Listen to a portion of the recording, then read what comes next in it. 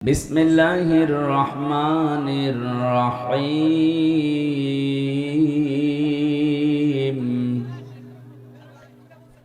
ইয়া বানি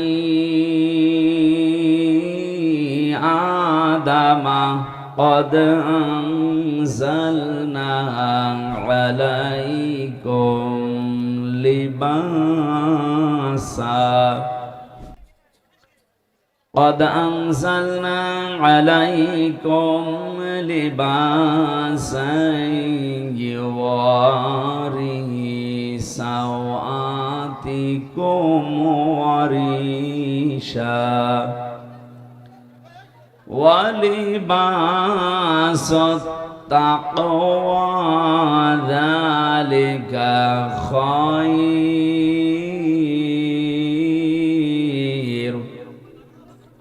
ولباس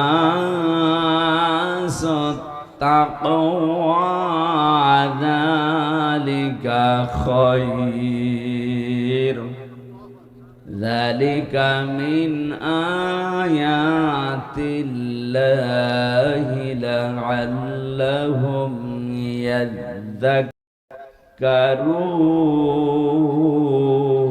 يذكرون صدقت يا ربنا. عن أبي هريرة رضي الله تعالى عنه قال قال النبي صلى الله عليه وسلم كل أمتي يدخلون الجنة إلا من أبى قيل يا رسول الله من هو أبى قال رسول الله صلى الله عليه وسلم من أطاعني دخل الجنة ومن عصاني فقد أبى رواه ابن ماجه. وقال تعالى في شان حبيبي إن الله وملائكته يصلون على النبي يا أيها الذين آمنوا صلوا عليه وسلموا تسليما اللهم صل على محمد وآله وصحبه وبارك وسلم. জীবনে কখনো তুমি মিথ্যা বলনি, তাই তো তোমায় পেতে কাঁদে ধরনি। তোমারই মতো নেতা পেলেই গো ফুটত সুখেরি গোলা চামেলি বকুল। সুবহানাকা লা ইলমা লানা ইল্লা মা আল্লামতানা ইন্নাকা আনতাল আলিমুল হাকিম। আলহামদুলিল্লাহ। বাংলাদেশের ঐতিহ্যবাহী জেলা রাজশাহী চারঘাট থানার অন্তর্গত নন্দনগাছি হাবিবপুর আলিম মাদ্রাসা ময়দানে বাসুপাড়া দারুল কোরআন হাফিজিয়া মাদ্রাসার উন্নয়ন কল্পে তাফসিরুল কোরআন মাহফিল। এটা 56 বছর চলছে, ঐতিহাসিক একটা অনুষ্ঠান।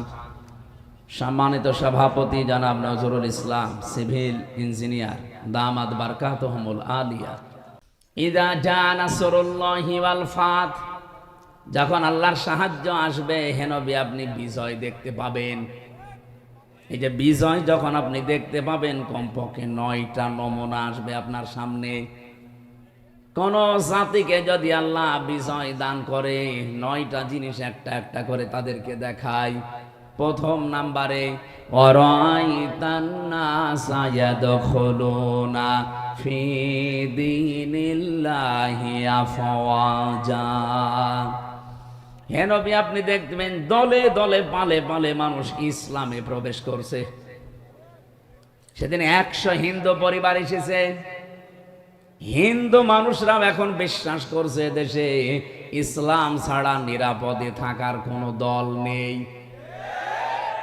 গোবিন্দচন্দ্র পরামানিক হিন্দু মহাজোটের মহাসচিব সারা বাংলাদেশের, এই লোকটা সেদিন ফেসবুকে লাইভ এসে জানিয়েছে এই দেশে যদি জামাত ইসলামী রাষ্ট্র ক্ষমতা পায়, যত ধর্মের লোক দেশে আছে সবাই নিরাপদে থাকবে।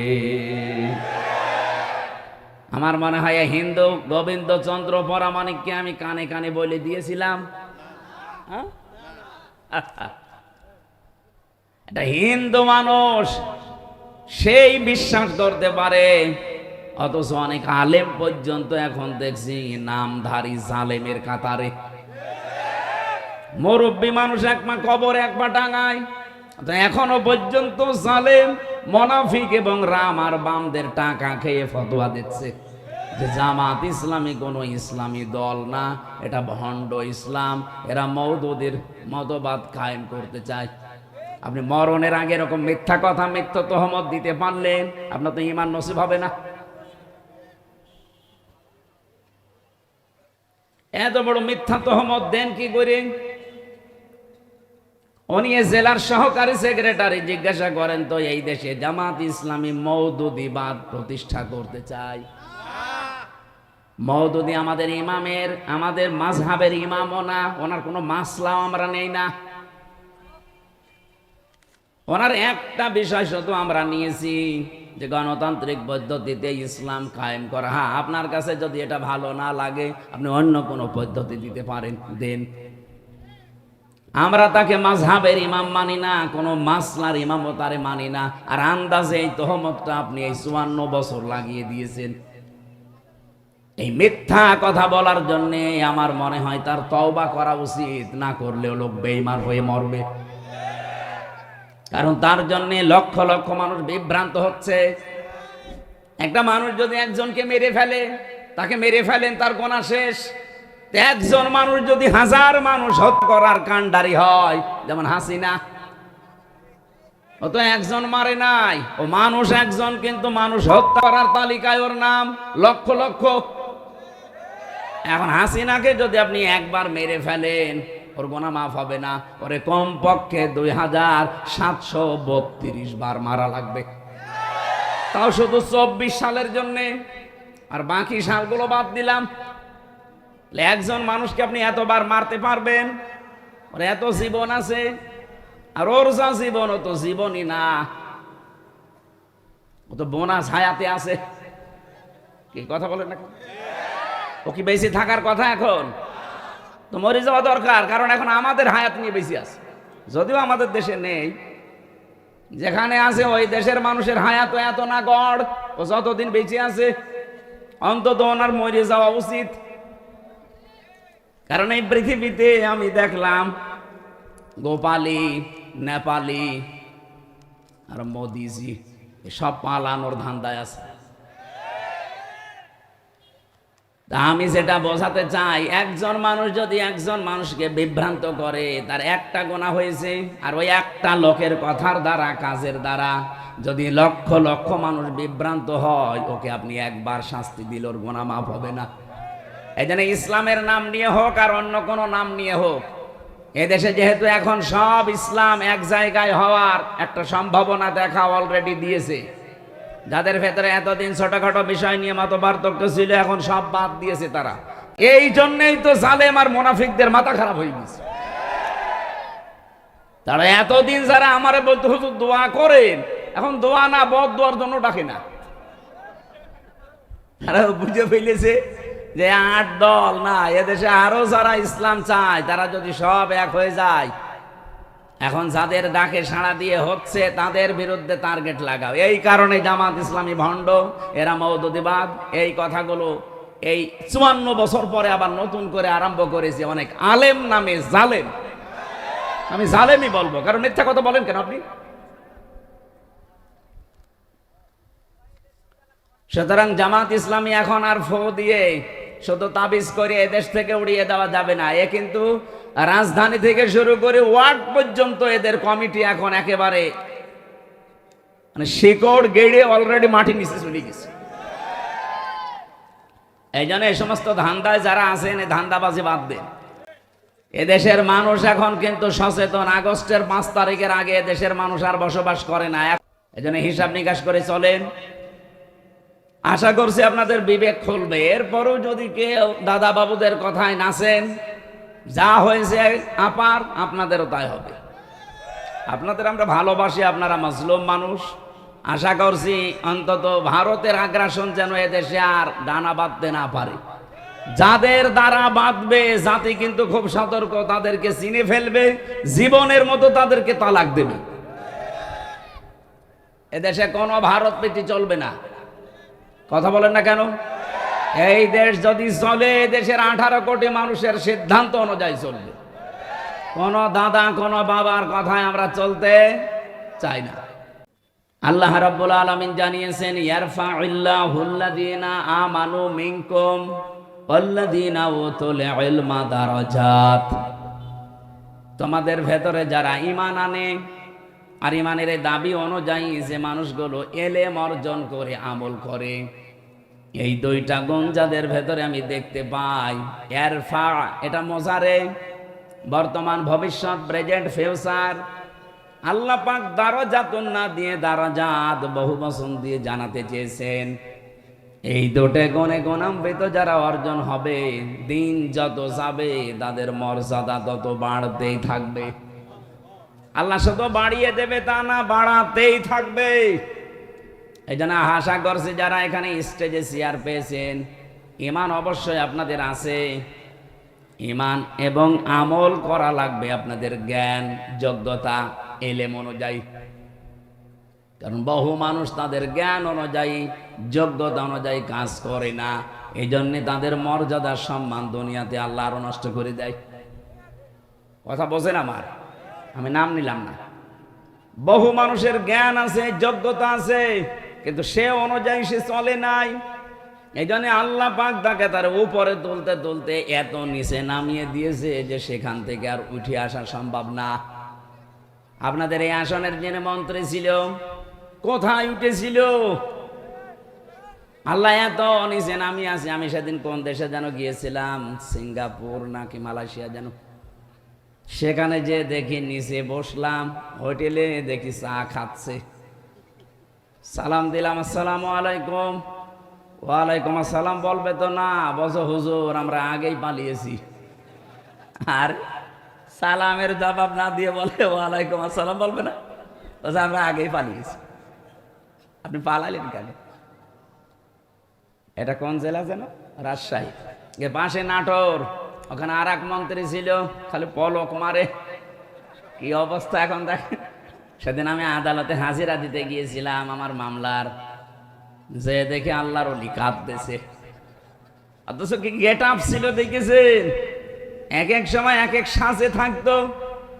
এখন আপনজন বলতে তার কাছে আর কেউ নেই। তার যে পরিচয় দেবে, সে পরিচয় দিলেও ভয় পায়। আপনজন যারা, স্ত্রী পুত্র শব্দ বাইরের দেশে চলে গেছে, তার কাছে এখন এক প্যাকেট বিরিয়ানি নিয়ে, খাবার নিয়ে কেউ যাবে, সেই রকম মানুষও নেই। অথচ কি দাপট ছিল তার। এই জন্য আমার মনে হয় পলক সাহেবের কাছে শিক্ষা নেওয়া দরকার। তার চেহারা যা হয়েছে, আপনি এখন দেখলেও চিনতে পারবেন না পলক না পলকের দাদা। কি অবস্থা হয়েছে। আমিও 3 বছর ছিলাম, কিন্তু আমার চেহারাটা পাল্টাইনি। যদিও এরকম 100 গুণ কষ্ট আমারে দিয়েছে। আমার মাথার চুল থেকে পায়ের তালু পর্যন্ত 1 ইঞ্চি জায়গা বাকি নেই যেখানে জালেমরা টর্চার করে নাই। আমার উল্টো করে 11 ঘন্টা টাঙিয়ে রেখেছিল। এত পিটানো পিটিয়েছে, প্রায় 4-5 জন মিলে চোখ বেঁধে। আমার পেছনে শুধু ম্যাডাম ছাড়া কাউকে দেখানো যায় না। এই যে চেয়ার দিয়েছেন তো ভালো, যদি কাঠের চেয়ার দিয়েছেন বসতে পারতাম না। এত কিছু করার পর অন্তত এখন টিকে আছি। আরো মাত্র 1 বছরে মনে হচ্ছে কব্বরে অর্ধেক চলে গেছে, তাও তো কিছু এখনো টের পাননি। জালেম যারা এখনো পর্যন্ত, যে মানুষগুলোর বৃদ্ধি কমে না, তারা যেন মাঝে মাঝে পলকের দিকে একটু তাকায়। তাকানো লাগবে না, শুধু ওর ছবির দিকে তাকাবেন আর পলক মারবেন। এই জন্য জ্ঞান ছিল তার, ঈমানও ছিল কম বেশি, কিন্তু জ্ঞান অনুযায়ী কাজ না করার কারণে আল্লাহ তুলেছিল উপরে। এখন এত নিচে নামিয়েছে, সেখান থেকে উঠে আসা আর সম্ভব না। যা স্বপ্ন দেখতে পারেন কিন্তু বাস্তবে রূপ নেওয়া অত সহজ না। এই জন্য যারা বসে আছেন আশা করছে ঈমান আছে এবং জ্ঞানও আছে, এই জ্ঞান অনুযায়ী দুনিয়াতে কাজ করার তৌফিক আল্লাহ তাদের দান করেন, বলেন আমিন। দল মত নির্বিশেষে অনুষ্ঠান, এটা কি শুধু জামাত ইসলামী বাংলাদেশের অনুষ্ঠান? না, এ কোরআন শরীফ শুধু জামাত ইসলামী বাংলাদেশের না। কিছু কিছু মানুষ এখন কথা তুলতেছে যে এনাদের নামে ইসলাম শব্দ থাকা জায়েজ নেই। কেন? তারা বলছে আমরা শুধু কোরআন মানি আর হাদিস মানি, এজমা কিয়াস ইজতিহাদ এগুলো আমরা মানি না। আপনি তো কোরআনও মানেন না, হাদিসও মানেন না, শুধু মানেন চাপাবাজি আর সাদাবাজি। বলেন আপনাদের জীবন যারা একথা বলে যে জামাত ইসলামী বাংলাদেশ, এখানে ইসলাম শব্দ থাকা যাবে না, শুধু জামাত বাংলাদেশ। আপনারা দলিল দিচ্ছেন যে আমরা কোরআন আর হাদিস মানি, বাকি কিছু মানি না। ওনারা যা করে কোরআন হাদিসে পড়ে না, আপনি যা করেন ওটা কোরআন হাদিসে পড়ে। আপনার চাঁদাবাজি আর সাদাবাজি কোরআনের কোন জায়গায় আছে আপনি দেখান তো। সেদিন একটা হাদিস পড়ছিলাম জেলা ইউনিটের বৈঠকে, বিশ্বনবী জানিয়েছেন আনাবি যাররিন রাদিয়াল্লাহু তাআলা আনহু قال قال النبي صلى الله عليه وسلم من ادعى ما ليس له فليس منا وليتبوأ مقعده من النار। মুসলিম শরীফের হাদিস, একটু খেয়াল করে শুনবেন। নবীজি বলেন যে জিনিস তোমার না, ওই জিনিস যদি তুমি নিজের দায়িত্বে নিয়ে নাও তাহলে দুইটা শাস্তি ওই দিন থেকে তোমার শুরু হয়ে যাবে।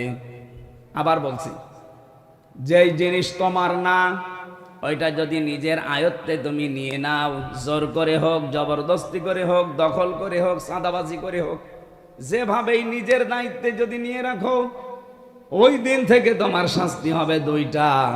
এক নম্বরে ফালাইসা মিন্না, আমি নবী বললাম তুমি আমার উম্মত আর নেই। একজন বলছে সুবহানাল্লাহ। নবীজি বলছে ফালাইসা মিন্না, তুমি আর উম্মত নেই। বলেন তো, ইহুদিরা নবীর উম্মত, খ্রিস্টানরা উম্মত, হিন্দুরা উম্মত, বৌদ্ধরা উম্মত। ওরা মারা গেলে জানাজা হয়, বলেন বলেন। তাহলে যেই মুসলমান দাবি করে নবীর উম্মত থেকে খারিজ হয়ে গেল, তাহলে ওর জানাজা পড়ে কবরে দিয়ে কি লাভ হবে? আপনি তো নবীর উম্মতই নেই। যদিও ভাষাটা একটু কড়া হয়ে যাচ্ছে, বাস্তবতা এটাই। যারা অন্যের সম্পদ আজ নিজের দখলে নিয়ে বহু আনন্দে আছেন, আপনার নামের আগে মোহাম্মদ থাকতে পারে, আল্লাহর কসম আপনি নবীর উম্মত নেই। এবার আপনি এই হাদিসের এই প্রথম অংশ অনুযায়ী বলেন, বাংলাদেশে এরকম মানুষ আছে না নেই? বলেন বলেন, নাম ধরবো। রাজশাহীতে বহু আল্লাহর নাম আমি জানি। দুই নম্বরটা আরো কঠিন, ওয়ালিয়াতাবাওয়া মাকআদাহু মিনান নার, সে যেন জাহান্নামে নিজের একটা স্থান বরাদ্দ করে নিল। আমার তো হাদিস পড়ার পর থেকে ভয়, বহু নবীর উম্মত দাবিদার খারিজ হয়ে গেছে। আমি আমার কুষ্টিয়ারটা জানি, বহু মানুষ এখন আর নবীর উম্মত নেই। ইহুদি মরে গেলে যদি আমার জানাজা পড়াতে না ডাকেন, নবীর উম্মত যে লোকটা আর নেই, ও মরে গেলে আমার জানাজা পড়াতে ডাকেন কেন? ওর জন্য আমি না কাবার ইমামত যদি এসে জানাজা পড়াই কবুল হবে? বলেন বলেন, কি বলবে সেই ইমাম সাহেব এসে? বিসমিল্লাহি ওয়া আলা মিল্লাতি রাসূলিল্লাহ, আল্লাহর নামে রাসূলের দলে তুলে দিয়ে গেলাম। অত আল্লাহর নামেও নেই, রাসূলের দলেও নেই। আশা করছি আপনার বিবেকে ধাক্কা লাগবে। এরপরেও যদি কারো বিবেক না খোলে, আমার মনে হয় তার বিবেকের ওপরে কুকুরে পেশাব করেছে। দেখেন স্যার বলছে ঠিক। দুই নাম্বারটা যেহেতু আরো কড়া, ওয়ালিয়াতাবাওয়া মাকআদাহু মিনান নার, সে যেন জাহান্নামে নিজের একটা স্থান বরাদ্দ করে নিল। আল্লাহ তুমি আমাদেরকে বাঁচাও। হ্যাঁ, এখানে একটা টিকা আছে, হাদিসের টিকাটাও বলছি, এদিকে তাকান। বহু মানুষ এই 1 বছরের ভেতরে ফতোয়া দিয়েছে যে বাংলাদেশ জামাত ইসলাম ওই হাদিসের ভেতরে আছে। কেন? কারণ তারা ইসলামী ব্যাংক দখল করে নিয়েছে। এত বড় ডাহা মিথ্যা কথা আপনি বলতে পারলেন? ইসলামী ব্যাংক আপনার বাবার, যাদের ব্যাংক তারা ফেরত পেয়েছে, এদের মাথার ঘাম পায়ে ফেলা ব্যাংকটা এতদিন হাত ছাড়া হয়ে গিয়েছিল, এতদিন কেড়ে নিয়েছিল জালেমরা, এখন তারা ফেরত পেয়েছে। এটা চিন্তায় বলে না নিজের জিনিস নিজে ফেরত পাওয়া। আপনার কোনো জিনিস যদি হাতছাড়া হয়ে যায়, ওইটা যদি আপনি ফেরত পান, তাহলে এই হাদিসের শাস্তির আওতা মুক্ত থাকবেন। সুতরাং আন্দাজে এই দোষ দেওয়া যাবে না যে এরাও ছিনতাইকারী। ডাকসুতে নির্বাচনে যারা ভোট দিয়েছে, কেন্দ্রীয় একজন নেতা, আমি নাম নিলাম না, উনি কালকে রাত 12টার সময় টকশে বলছিল যে আমি কেন্দ্রের দায়িত্বে আছি, অথচ আমার 2 জন ভাতিজা ঢাকা বিশ্ববিদ্যালয়ে, তারা আমার দলের লোককে ভোট না দিয়ে ভোট দিয়েছে শিবিরকে। জিজ্ঞাসা করলাম বাড়িতে এসে যে ভোট দিয়েছিস কাকে? বলছে চাচা শিবিরকে। কেন? ওরা পানি খেতে দেয়, পানির ফিল্টার দিয়েছে, এসি লাগিয়ে দেয়, আর আপনি যাদের কথা বলেন ওরা এসি খুলে দেয়, পানির ফিল্টার ফেলে দেয়। আপনি বাঁচাবেন কি করে? আপনার নিজের ভাতিজায় হাতছাড়া হয়ে যাচ্ছে। এদেশে এখন যে অবস্থা চলছে, জোর করে জবরদস্তি করে টিকে থাকা এই দেশের মানুষের কাছে আর সম্ভব না। এদেশের মানুষের মনের ভেতরে প্রবেশ করতে হলে এদের জন্য কাজ করা লাগবে। কথা বলে না কেন? আর এই সক্ষমতা বাংলাদেশ জামাত ইসলামের ভেতরে আছে। কারণ এই দল করতে হলে আপনাকে জামাত কর্মী হওয়ার আগে সমাজকর্মী হওয়া লাগবে। আন্দাজে উড়ে এসে জুড়ে বসে আমি জামাতের নেতা হবে না, আপনাকে আগে জামাত কর্মী দাবি করলে সমাজকর্মী হওয়া লাগবে।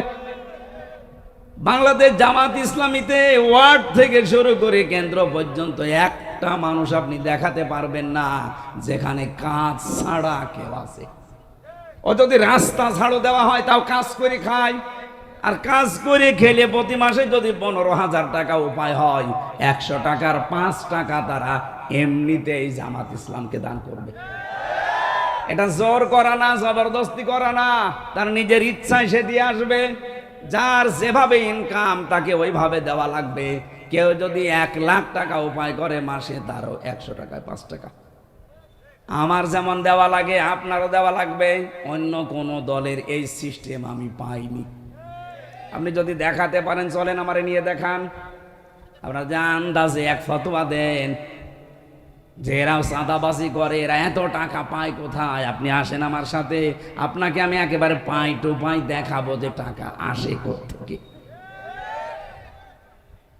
এদের নামে 1 বছর 1 মাস পার হয়ে গেল, একটা চাঁদাবাজির মামলা নেই সারা বাংলাদেশে। আপনি কি করেন কি?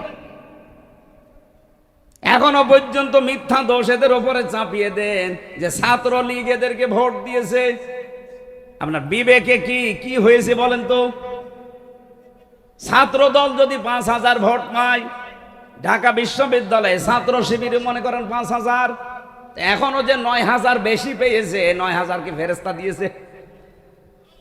আপনারা বলছেন ছাত্রলীগ দিয়েছে, আপনার লজ্জা করে না কথা বলতে?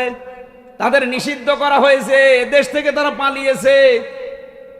আপনি এত দিন ধরে রাজনীতি করে এরা 14,000 টাকা পায়, আর আপনি 5,000। আপনার বরাবরও যদি হয় 9,000 ভোট বেশি পায় কি করে? তাহলে আপনার রাজনীতি করার দরকার কি? আপনি তো দেউলিয়া হয়ে গেছেন। এই গোপন কথা মানুষকে বলা লাগে? এসব কথা বললে মানুষ বুঝে ফেলবে না? এমনিতেই দলে দলে মানুষ আসতেছে। আজ বড় বড় ব্যবসায়ী যারা বাংলাদেশের সব আমিরে জামাতের কাছে যে ধর্ণা দিচ্ছে যে আপনারা আছেন, আমাদের চিন্তা নেই, কেন আপনাদের কাছে যায় না কেন? আশা করছি আপনাদের বিবেক খুলবে। এখনো থামেন, নয়তো যা আরম্ভ করেছেন শেষে মাথা গোজার ঠাঁইও পাবেন না। আর এবার বাংলাদেশে যে অবস্থা তৈরি হয়েছে, আমি খোলাখুলি বলছি ভাই, কোনো গোপন কথা না। এই দেশে এখন দল 2টা, হয় ইসলাম না ইসলামের হয় বিপক্ষে। এখন এক দল আছে এই দেশে শয়তানের দল, আর এক দল আল্লাহর দল। সে যে নামে আসুক, যারা আল্লাহর বিধান কায়েম করতে চায় তারা আল্লাহর দল, যারা শয়তানের বিধান কায়েম করতে চায়, মানুষের তৈরি করা আইন, সে যে নামে আসুক ও শয়তানের দল। এই কথা বলেন না কেন? সুতরাং এই দেশে আর আপনি মাঝখানে থাকতে পারবেন না, যে কোনো একদিকে যাওয়াই লাগবে, হয় থাকবেন না যাবেন। এদেশে এখন সামনে কিন্তু বদরের ময়দান অলরেডি আসতেছে।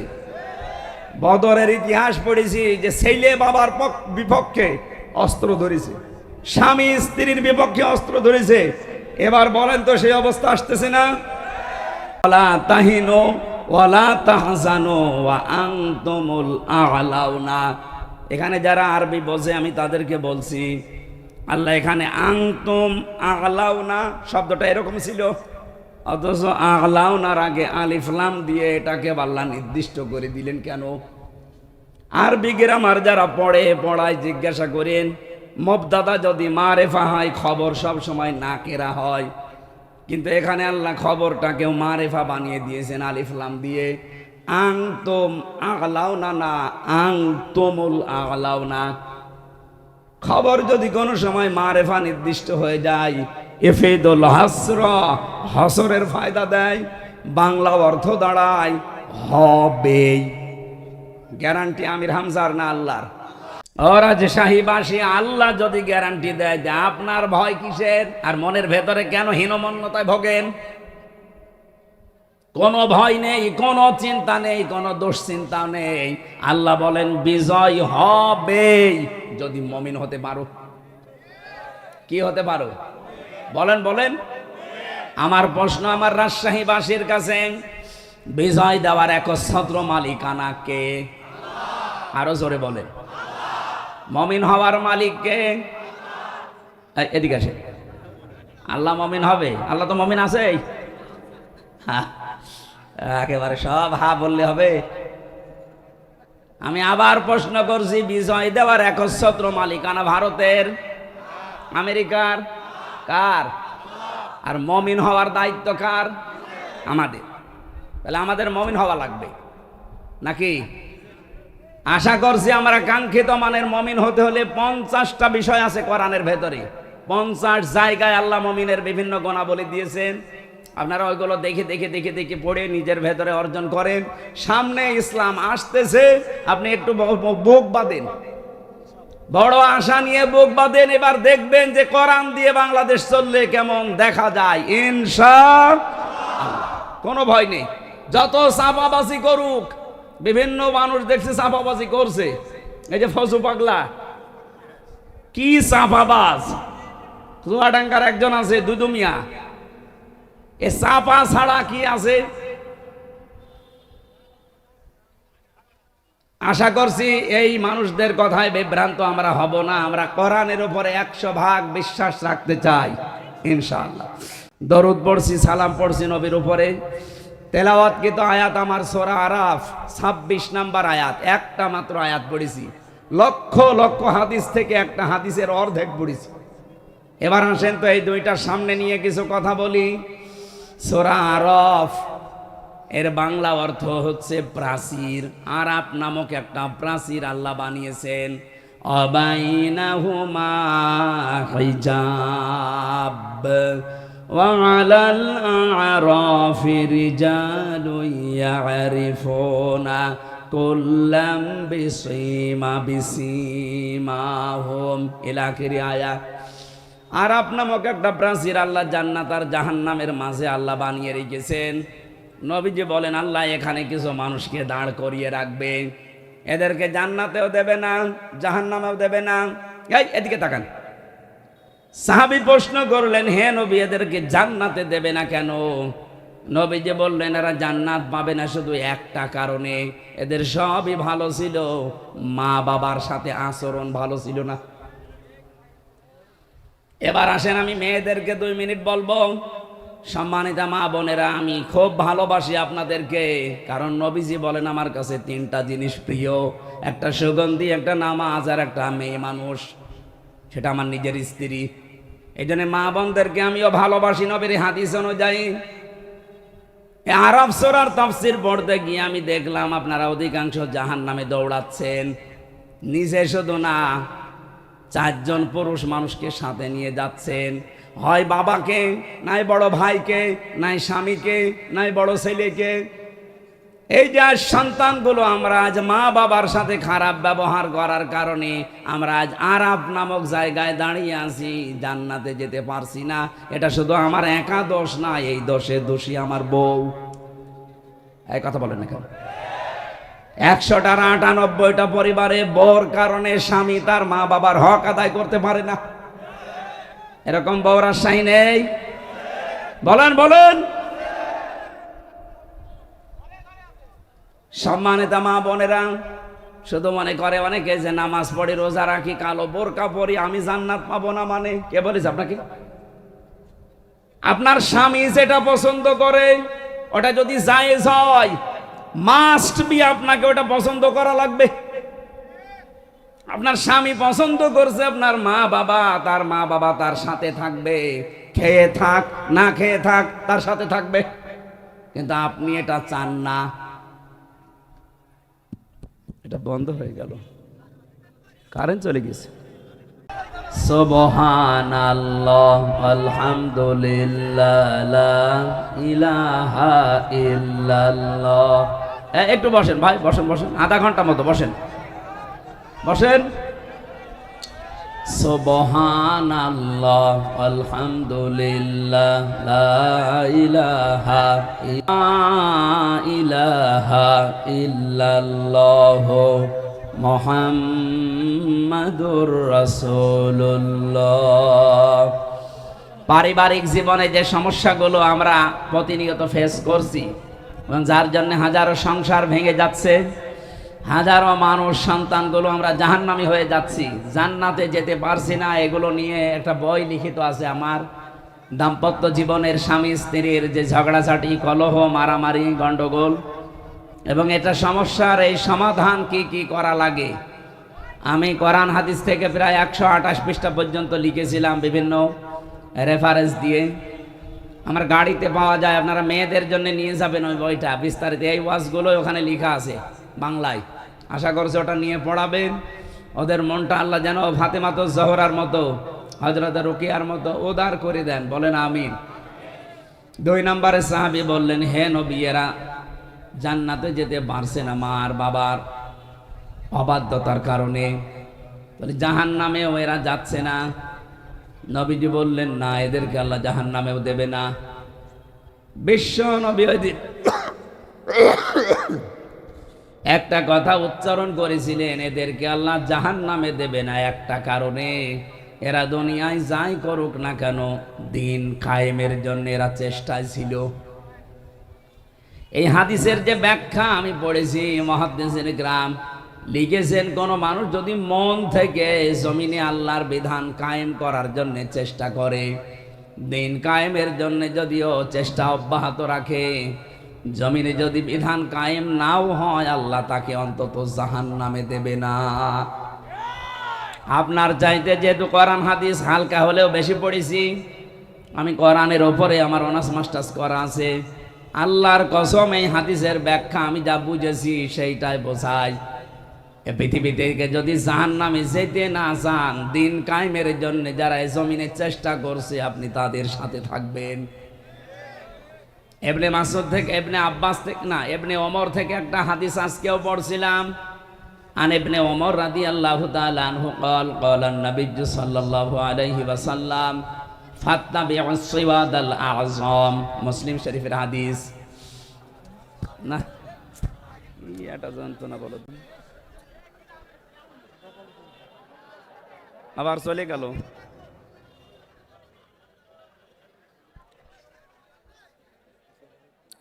এই মাহফিলটা সাংগঠনিক ভাবে নেওয়া না?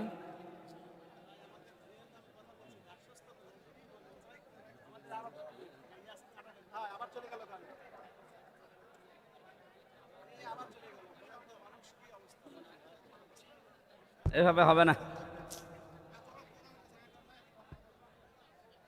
না স্যার, শেষ করে দিই। আর হ্যাঁ,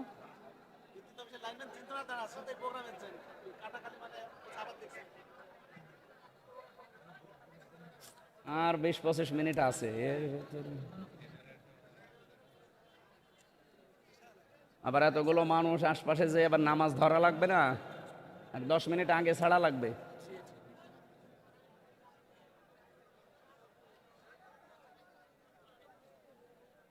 এই রবিউল কয়, রবিউল কয়, রবিউল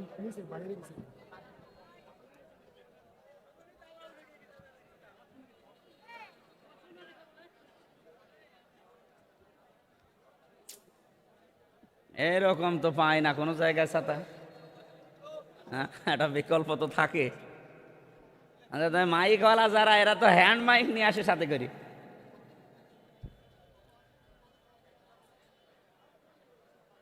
আমার গাড়িতে একটা আছে, কিন্তু ব্যাটারিতে আবার চার্জ নেই।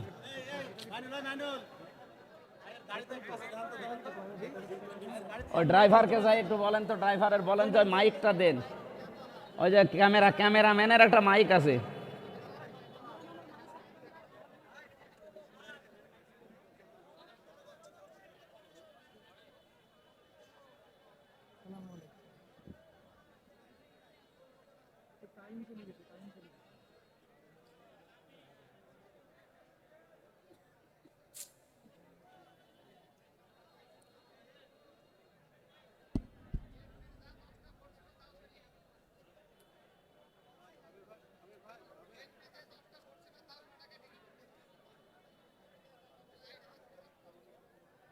আর একটা মাহফিল মনে হয় নেওয়া আছে, বাঘা বাঘা বাজার। বাঘা বাজারে না ওটা? হ্যাঁ? মণিগ্রাম।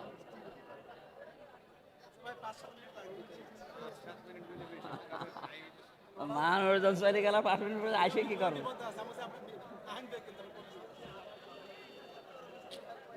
লোকজন ওঠাউঠি করছে তো হবে না আর।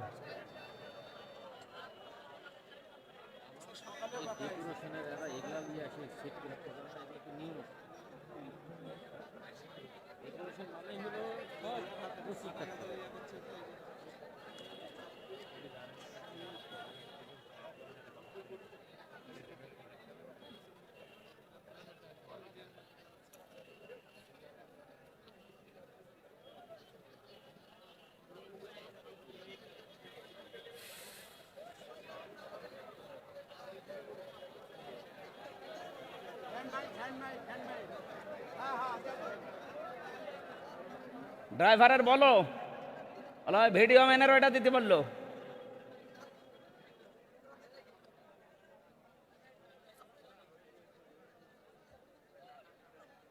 এটাও কি মাদ্রাসার অংশ? ওইটা এটা একই? ওইটা ও, মানে নারী পুরুষ একসাথে। আলিয়া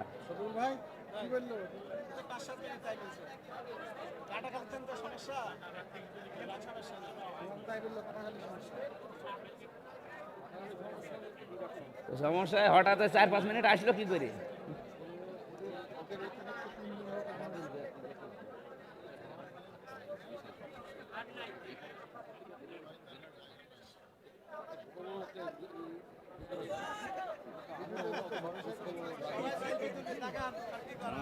সবই তোলানি। এখন তো কারেন্ট বিদ্যুতের কোনো ইয়ে নাই, না না।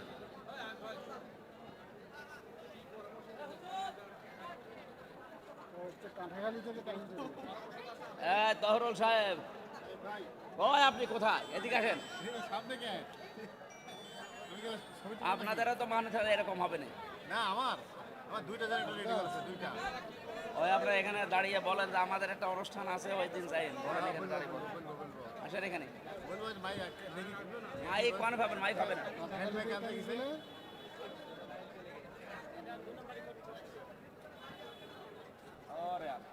হ্যাঁ, কি বলছে?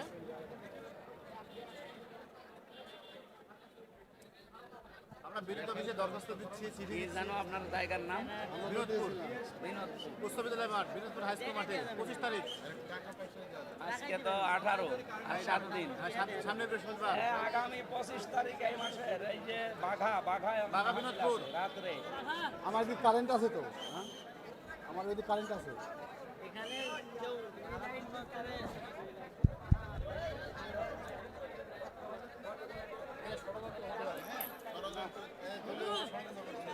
খালি এখানে কারেন্ট নাই, তারপর ধ্যান করে।